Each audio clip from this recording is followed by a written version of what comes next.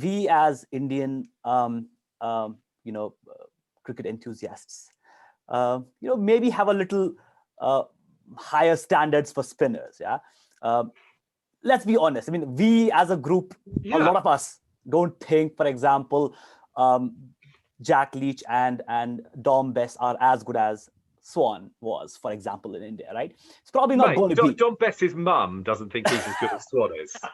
Now, having said that, but having said that, you do have good thoughts about him also because he bats a bit as well. But coming back to his spinning, prowess.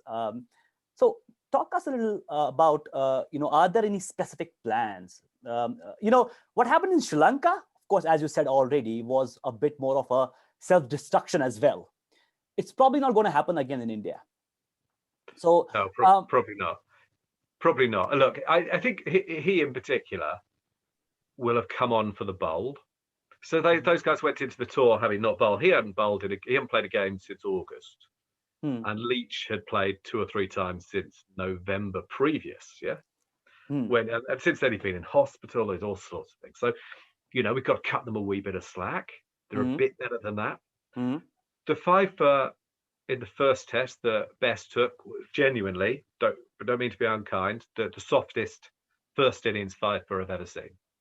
Okay. I couldn't believe how badly they batted. It was club cricket, wasn't it? It was. Remember the long hop that was it Dick Weller smashed to backward point? Yeah. I mean, we didn't even smash it; he sliced it. John Bess got a bit lucky there. No doubt, he got lucky there. No doubt about it.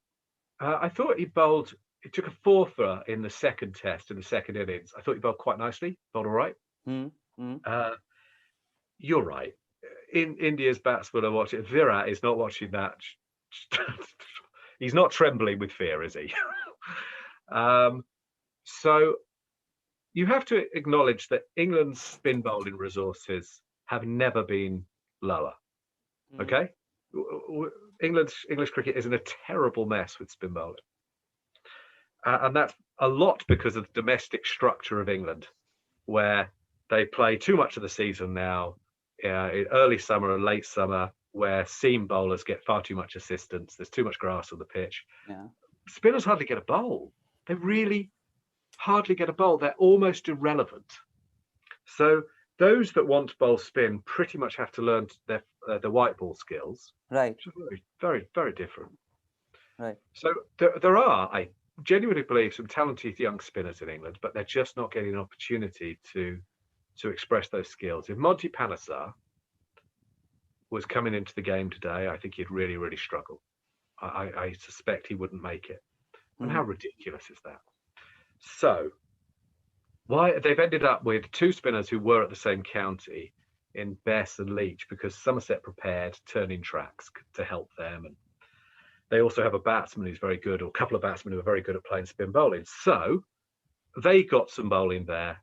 They caught the eye, and also they were almost the last men standing because there was hardly any other. There really aren't that many options.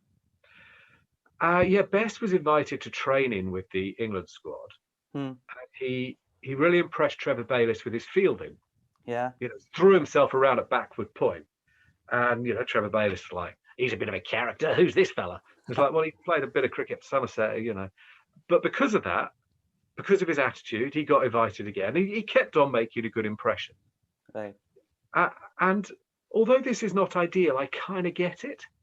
Because given how small a part of the game a spinner might play, particularly in a lot of the places where England play, you could understand why they're not going with a specialist who can only contribute in one area in 5 to 10% of the game. They're going with a guy who can contribute so he can field.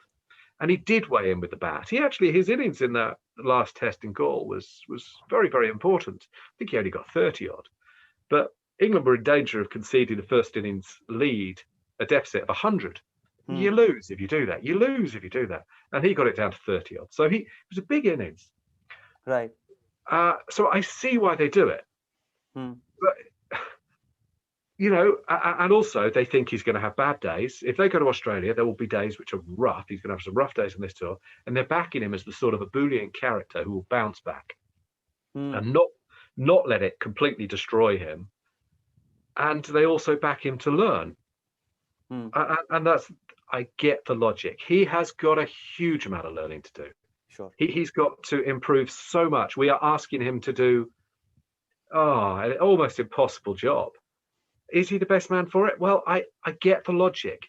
If Moeen were at his best, Moeen's a better cricketer at his best. I don't know how Moeen is. No one's seen him bowl. Yeah. He's been ill. He's had COVID. He's hardly bowled. He'll bowl a bit in the nets. If Moeen is at his very best, he does things with the ball that Dom Bess can't. There are things that worry me about Dom Bess. I don't see him beating batsmen with flight. I do not see his drift getting batsmen into the wrong position. I just don't see it happening. But he did bowl quite well in South Africa against a side that don't play spin particularly well. Asking him to go up against India, it's a huge, huge ask. It's a huge responsibility. It's almost unfair on him, but I get why they're doing it. And they're backing the whole cricketer, and it's reflective of the mess that English cricket is in with spin. Does that make sense?